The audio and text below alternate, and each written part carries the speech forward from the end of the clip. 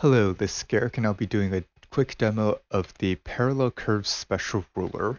The Parallel Curve Special Ruler is under the Ruler tool, Special Ruler, and under the Special Ruler settings, the Parallel Curve in the tool properties. The Parallel Curve setting is very different from the Multiple Curve setting. While they may sound like they're the same and may look like they're the same when you're first drawing them, the actual properties are quite different. Now, to draw these rulers, you will need to be somewhat familiar with the continuous curve tool. The settings we have currently are the spline and quadratic Bezier. Unfortunately, we do not currently have the cubic Bezier option, so you will need to have some familiarity with drawing with the spline or quadratic Bezier. So to demonstrate, I will just draw a curve using the spline for now. I will not be going over vectors too much in detail, so okay, this is the parallel curves ruler, and then the other ruler is the multiple curves ruler.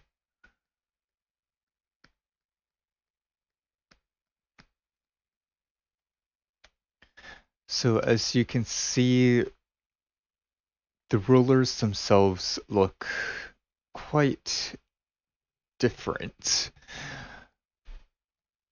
The parallel curves, all of the lines are placed down flat and do not overlap. The multiple curves has the lines overlap, and you have this additional pivot point where you can sort of rotate your curve, how your curve orientation is laid out. So to demonstrate the multiple curve setting when you draw, I'll just set that angle and run my pen along the path. So as you can sort of see, this is very useful for drawing effects such as flowing water, as you will want the curve movement, the repetitive curve movement, possibly going off into the distance. And unfortunately, I messed up with the ruler, so my pen is flying everywhere. But this is what the multiple curves setting is useful for. You can use this for something like a roll of fabric or something. So I will switch over to the parallel curves ruler and trace my curve very loosely and quickly. As you can see, the curves are drawn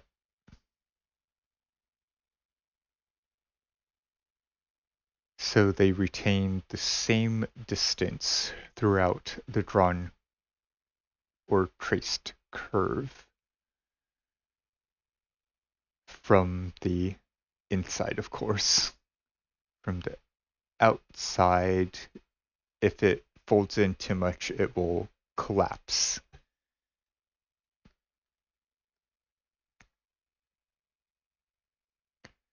And for this ruler, it is useful for effects such as a comic aura type effect.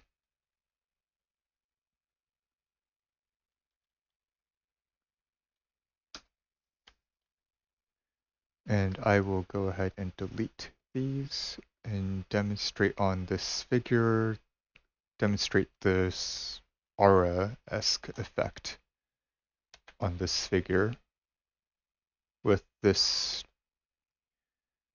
ruler that I've made ahead of time using the quadratic Bezier setting. So just so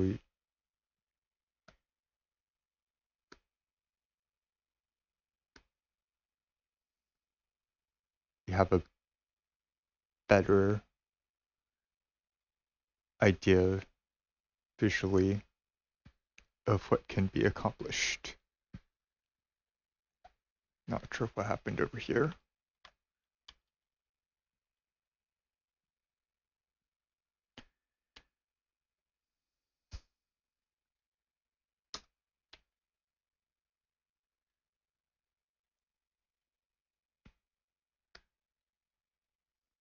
Now, just a really quick demo because I do not like drawing with the continuous curve tool, which is basically how this tool is drawn, how the ruler is drawn using quadratic Bezier.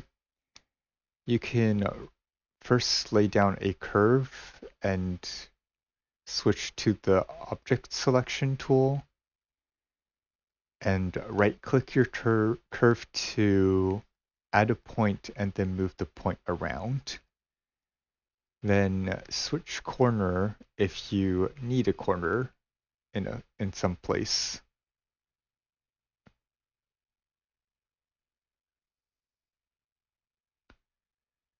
And that's how you can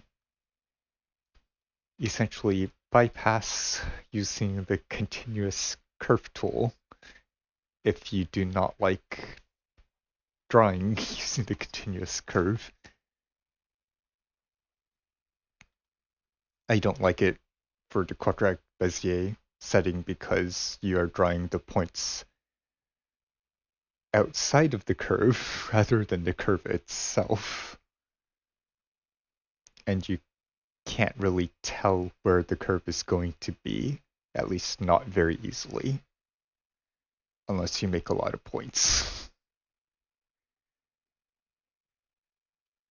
So now that I've demonstrated the quadratic Bezier as well as the how do you bypass the continuous curve ruler, or continuous curve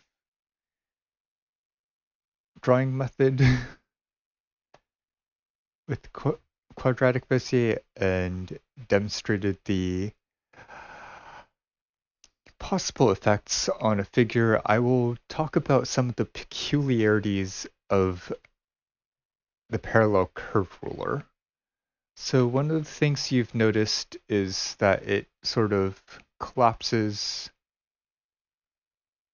anything that sort of overlaps or where it would kind of dig into and no longer retain the same distance away from the other curves or the center curve.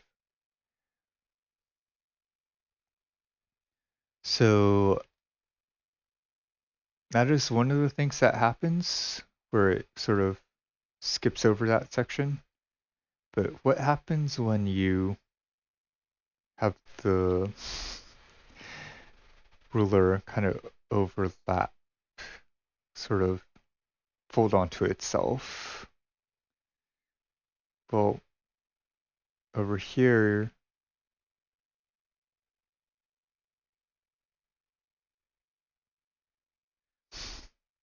it sort of treats both sides as point to follow. So there's a center line, which is the interior, and then two of these lines on the two sides of the center line are kind of considered the exterior.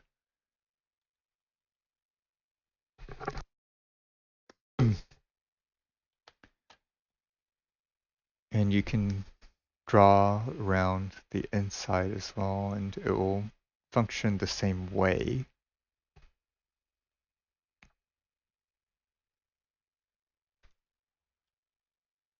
So it's kind of treating this as an exterior, but over here it gets very confused on what is the interior and what is the exterior, or what's collapsing. What do I collapse? What do I not collapse? So it just gets confused and treats everything like, oh yeah, I'm supposed to follow through and trace that line. So that's kind of what's happening over here. If you were to actually be drawing this little, tracing over this small section with the arm, you would have this section as a separate ruler, probably, and just go about this exterior side and this interior side separately, and not deal with this confusing mess over here. Another peculiarity that I will demonstrate is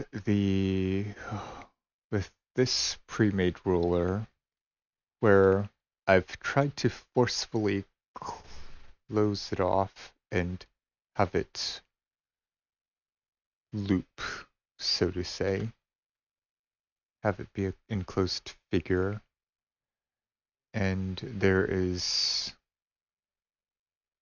this issue that is cropping up.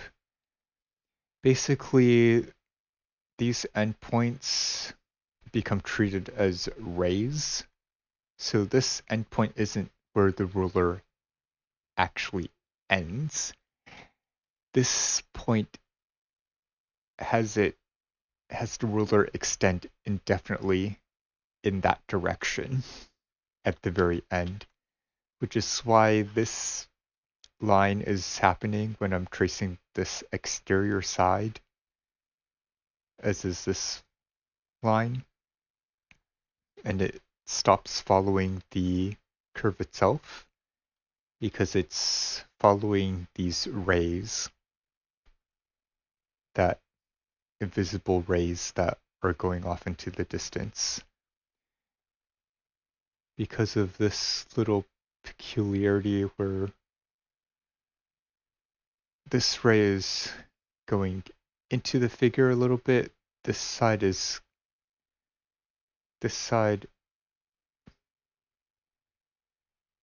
becomes the exterior for a bit, so it traces this little section and bump before it comes back in contact with the ray, the invisible ray, and stops being traced. So we will try to mess with that a little bit and do something like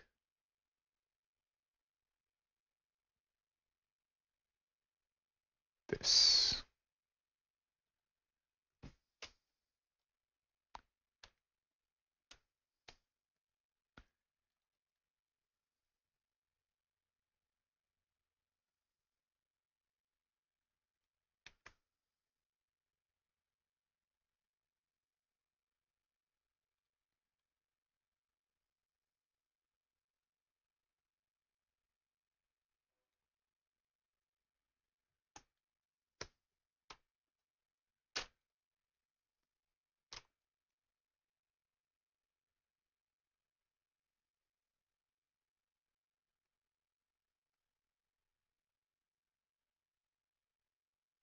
And Yeah, here it is.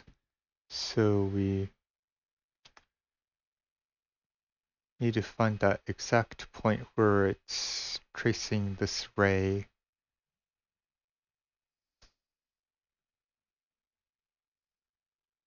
And it completely ignores this bump.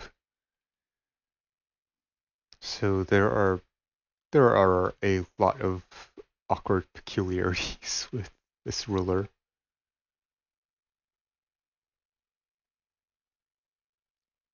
Such as this, where it's intersecting and gets confused on which section is the inside and the outside.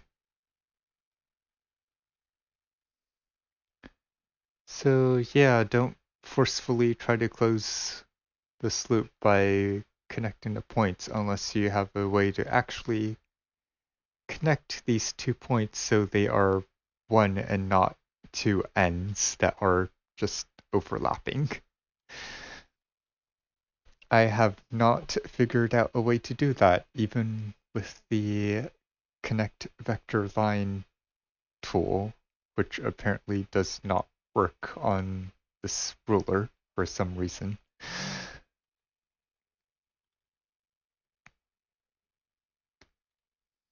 But yeah, that is everything that I know so far about this particular ruler.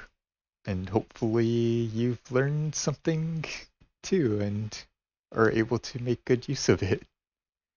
So, thanks for watching.